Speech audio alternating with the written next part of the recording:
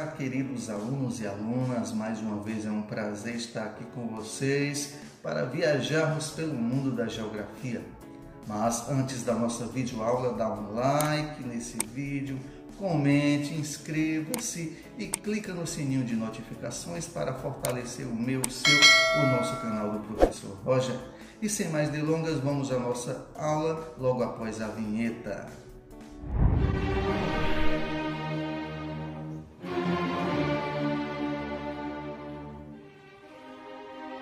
Ok, galera, nosso assunto de hoje, divisão administrativa e divisão regional do Brasil. O nosso país, Brasil, ao longo de sua história, conheceu diferentes formas de organização político-administrativa, capitanias hereditárias, governo geral, vice-reino e Reino Unido no período colonial. Conheceu também províncias durante o Império e estados após a proclamação da República, bem como diferentes formas de regionalização que estudaremos mais nas próximas aulas. Na imagem vocês podem ver o mapa das capitanias hereditárias, feitas na Carta Geral do Brasil de Luiz Teixeira, cerca do ano de 1568. O Brasil é dividido atualmente em 26 estados e um Distrito Federal. Essas unidades formam uma federação, que é a República Federativa do Brasil, que adota o presidencialismo como forma de governo.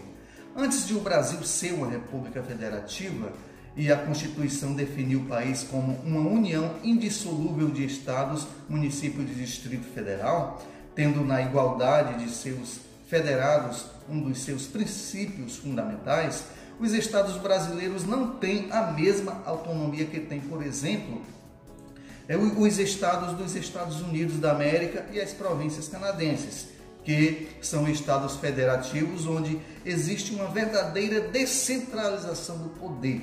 Ao contrário do que ocorre no Brasil, nesses países os estados podem legislar sobre assuntos jurídicos como divórcio, aborto, pena de morte, entre outros, com leis distintas das leis vigentes nos demais estados e na União.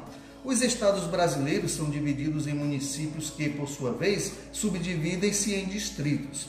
De acordo com a nossa Constituição, os estados podem se unir, se subdividir ou se desmembrar para se juntar a outros e formar novos estados ou territórios federais. No entanto, existem regras a serem seguidas, como a população interessada deve aprovar a decisão por meio de um plebiscito, assim como o Congresso Nacional, que a aprova por meio de lei complementar. Em 2011, por exemplo, a população do Pará rejeitou a divisão do estado em 3 partes. Então, iria existir 3 estados, Pará, Carajás e Tapajós. A justificativa dos defensores da mudança da divisão política do Brasil é a ausência da estrutura de governo em estados de grande extensão territorial. Com certeza, territórios menores seriam mais fáceis de administrar. Para os críticos dessas mudanças, muitos desses estados não têm como se sustentar sozinhos e dependem de verbas da União. Outro ponto desfavorável seria o aumento do número de deputados e senadores, bem como o custo da máquina administrativa do novo estado.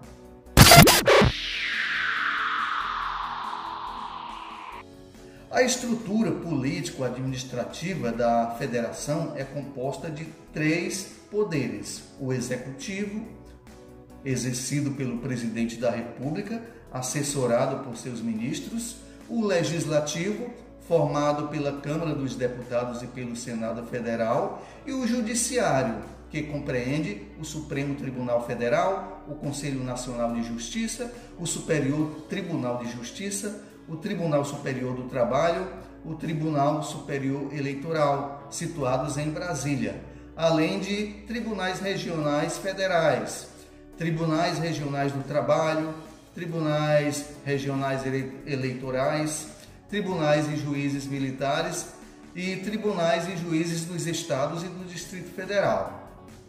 Nos estados, o poder executivo é exercido pelo governador, assessorado pelos secretários estaduais e regido pelas respectivas constituições estaduais, que devem estar de acordo com a Constituição Federal. O poder legislativo dos estados é exercido pelas assembleias legislativas formadas por deputados que representam o povo.